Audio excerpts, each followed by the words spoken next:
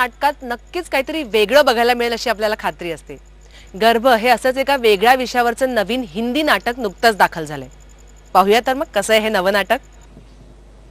In कंदराओं को तोड़ना होगा, रोशनी का दिया जलाना होगा.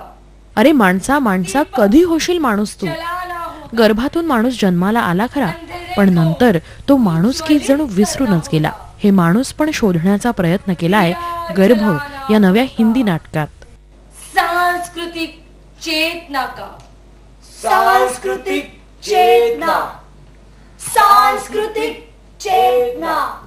दहशतवाद, रंगभेद, नस्लभेद, बॉम्बस्फोट किंवा शाळेपासून जिथे त्याला कंडिशन केलं जातं की नाही याच्या पुढे जायचं, ह्या सगळ्या गोष्टी जीवनात येत राहतात. आणि यानंतर सुद्धा त्याच्या मृत्यूपर्यंतचा प्रवास या नाटकात दाखवला आहे. आणि एवढं असून सुद्धा माणूस आशावादी आहे आणि ते त्याचं जगणं आहे. आणि एवढं असून सुद्धा तो बोलतो की जिंदगी बहुत खूबसूरत है. तर या सगळ्यामध्ये माणसाच्या संवेदना, त्याचे विचार, जी त्याची ओळख आहे, मेन ओळख आहे माणसाची, ती कुठेतरी हरवली आहे. ती ह्या नाटकाने नक्की जागृत होईल. एक धर्म की दूसरे धर्म से श्रेष्ठता की हो. मंजूर भारद्वाज यांनी नाटकाचं दिग्दर्शन केलंय. मारी जाती है मानवता. प्रोफेशनल जे कलाकार आहे ते मॅकेनाइज झाले आहे, ते मशीन झाले आहे. आजच्या जगात जेव्हा मुन्नी जवान हो रही है ना, शीला बहुत खूबसूरत हो रही है, फेविकॉल से कहीं चिपका लेते हैं, वहाँ इंसानियत की बात करना. तो ये जितने कलाकार हैं इस नाटक में बहुत फ्रेश हैं और इनके साथ काम करने में बहुत आनंद आया. और मुझे अच्छा लगता है कुम्हार बनना, तो कुम्हार की भूमिका है. सबके जीने के अधिकार को संचालित किया जाता है अहंकार और ताकत से. सर्वाइवल ऑफ द फिटेस्ट, जिसकी लाठी उसी की भैंस. नाटकात संगीत आणि नृत्याचंही तेवढंच महत्वाचं योगदान आहे.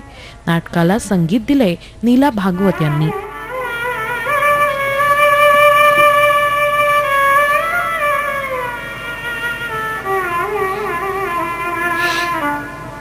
सरहदों में कैद किया जाता है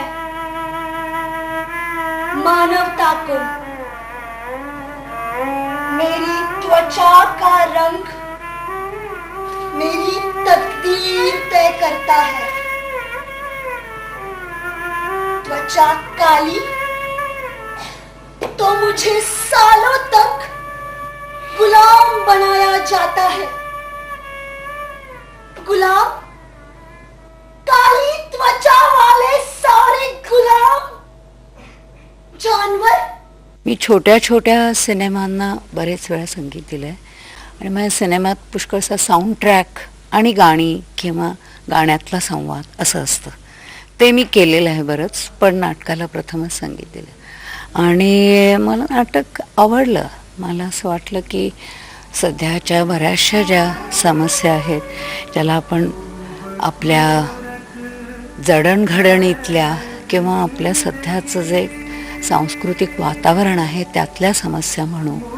एकीकडे हिंसा आहे, दुसरीकडे मानवतेची ओढ आहे, तिसरीकडे समाजकार्याचा एक प्रवाह चालू आहे आणि त्यातनं काही निष्पन्न होत नाही आहे. सगळेजण एका प्रकारे अस्वस्थ आहेत आणि दुसऱ्या प्रकारे काहीतरी शोधत आहेत. तर हा शोध घेण्याचा प्रयत्न नाटकात बऱ्याच प्रकारे होतो. तर ते मला आवडलं आणि मी असं मला नक्कीच म्हणा असं वाटतं की ह्या नाटकात उत्तरं नाही आहेत, प्रश्न खूप उपस्थित केलेले आहेत आणि उत्तरं न देता उत्तरं आपण शोधूया, त्याबद्दल आशा बाळगूया, असा याच्यामधनं संदेश मला मिळाला. म्हणून मी ह्या नाटकात काहीतरी संगीताचं काम करावं असं मी ठरवलं.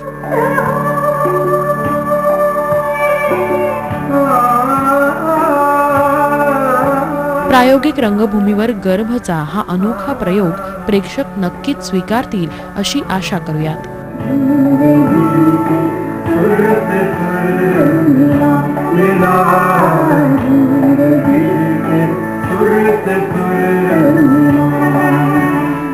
24 ताससाठी ब्युरो रिपोर्ट मुंबई.